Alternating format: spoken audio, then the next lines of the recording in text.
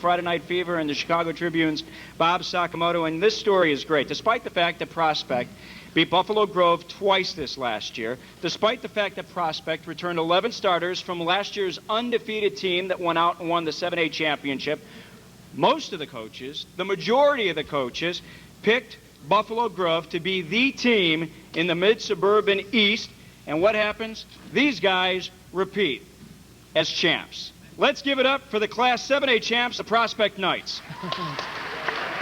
Joining us up here on stage, the head coach, Brent Perlman, alongside Coach Perlman, wide receiver, defensive back, Nick Iovino, and the offensive lineman, guy that plays both sides of the football, Chris Bergner. And first and foremost, Coach, tell me that you use that as motivation with these kids, and obviously they listened each and every day.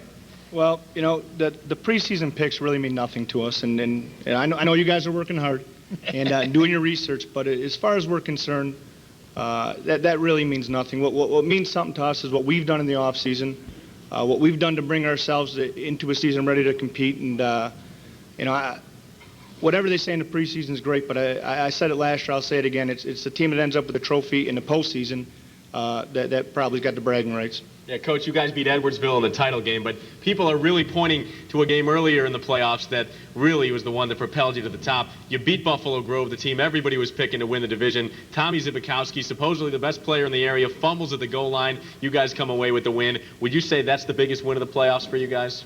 Well, no, I wouldn't. You know, each win was big in itself. And the Buffalo Grove game was a big game, and it was big for this reason. If we don't win that game, we don't play the next week. So Buffalo Grove is a great team. And they had a great season, but I can't really say there's any one playoff game that was any bigger than the other. Each one's about survival, and that week, that game was important because we needed to survive. Now, Nick, you played on a team last year, you know, state championship team, and when you came back this year, did you get a sense that people, because Prospect had not been a power for so long, people still kind of doubted you, like, was that for real last year? Are you guys really that good? Did you get a sense that maybe you still had to prove yourselves all over again? Well, yeah, there's a little bit of that. Like there's people saying like last year's a fluke and stuff. So like I guess we can use that for motivation. But like Coach was saying, we focus on ourselves and what we can do, because like all those other factors, we can't control any of that. So we focus on everything that we can control, and that's everything we do. Nick, I know that the coach said that none of the playoff games were more important than the other. Obviously, you take each game at a time. But as you look back at the regular season, when did you start to believe that you and your teammates here had really something special? Was it after that Hershey game where you guys said, you know what, we've got to get this thing going? Yeah, exactly. Like the Hershey game was like after that game, we all had a big meeting. Like we kind of sat down, like we talked about, and like after that, you could tell the whole attitude on the team had changed. Like everything was more like we just wanted to play so we could have like another week to to be with each other, basically, because we love being around each other, and that's what we were just playing, like Coach said, to survive the next week. So we just wanted to be around each other as long as we could. Hey, Chris, if you could talk a little bit about the quarterback on this team, Jared Dahl. Your coach has called him the most underrated quarterback in the state. The guy doesn't get a lot of props. He threw 3 touchdown passes in the title game. He's definitely something special, isn't he? Yeah, I think he has been overlooked a lot on the next level, and he works like.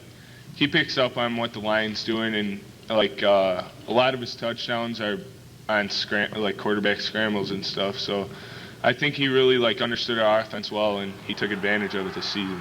Chris went both ways, played a lot of defense too. Your defensive coordinator is a good friend of mine, Joe Patrica. I covered him back in his days at Palatine when he was going downstate all the time. Talk a little bit about the defense too, because I know Jared and Nick and the offense got a lot of publicity and everything, but your defense played great this year also. Yeah.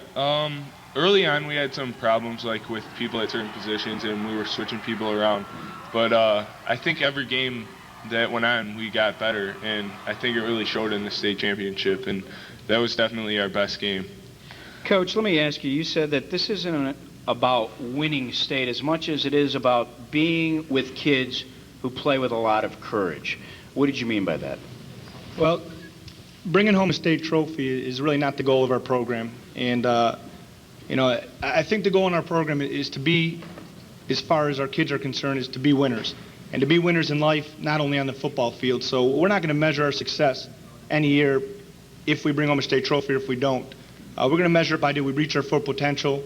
Did our kids play with courage? Did our kids do the right things on and off the field? And did our kids care about each other? And if those 4 things happen, I'll take that over any state championship trophy. But if those 4 things happen, you got a pretty good chance of maybe being in contention to have a state trophy. Because we're such a win-loss society, how difficult is that to get through high school kids who believe that winning, or at least some kids believe winning is everything? Well, we spend a lot of time talking about, do we want to win or be winners? And I think we've agreed as a program that it's more important to be winners in life than to win. And the kids reinforce it with everything they do. It's constantly reinforced, and in our program at least, it's been the logo of what we do.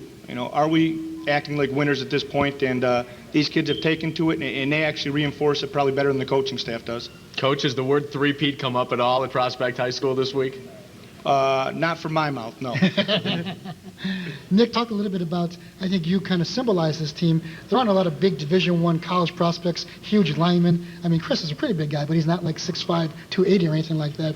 And you're a little guy, and yet you've overcome so many things. In some ways, is that a way that Prospect kind of follows your lead a little bit like that? Well, yeah, like what you're saying, like our team is like we never have the biggest guys or the fastest guys. We don't have the best athletes, but we play with a lot of heart and courage, and we work hard. So that's what makes our program. All right, let's give it up again for Prospect, the Class 7A champs. Joining us on stage tonight, their head coach, Brent Perlman, wide receiver, defensive back, Nick Iovino, and a guy that plays on both sides of the line, defense and offense, Chris Bergner. Coming up after a quick timeout, we will bring up Providence, the Class 5A champs, as we roll on with our Night of Champions here on a special edition of High School Extra, live from Lockport High School, right after this on CL.